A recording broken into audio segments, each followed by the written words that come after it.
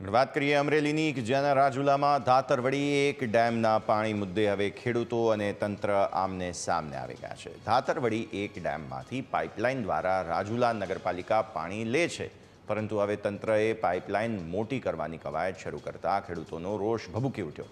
ધારેશ્વર ગામ નજીક ધારનાથ મહાદેવ મંદિરે ખેડૂતોએ સભા યોજી, જે બાદ રાજુલા પ્રાંત કચેરીએ આવેદનપત્ર પણ આપવામાં આવ્યું।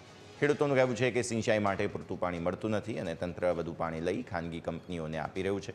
જો કે આ પાઇપલાઇનની કામગીરી જો બંધ નહીં થાય તો આગામી દિવસોમાં ગાંધી ચિંધ્યા માર્ગે આંદોલનની કાર્યવાહી કરીશું તેવી પણ ખેડૂતોએ માંગ કરી છે।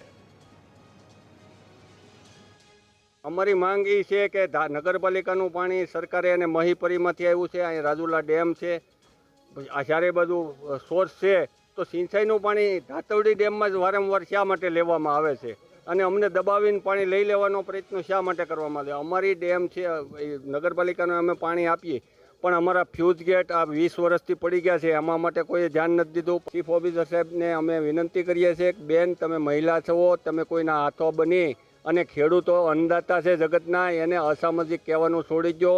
અમે એમ કહીએ છીએ બેન, તમે માફી માંગી લો, નહીંતર આવતા દિવસોમાં અમે ચીફ ઓફિસર સાહેબ માફી નહીં માંગે તો એમના પણ આવેદન દઈ અને નગરપાલિકા સામે આંદોલન કરશું। ખેડૂતોને ખરેખર સિંચાઈના પાણીમાં ઘટ પડે છે। ક્યાંક ને ક્યાંક ખેડૂત પોતે પોતાનો પાક બચાવી શકતો નથી। જે છેલ્લા પાણી ખેડૂતોને પીવડાવવાના હોય છે એમાં ઘટે છે।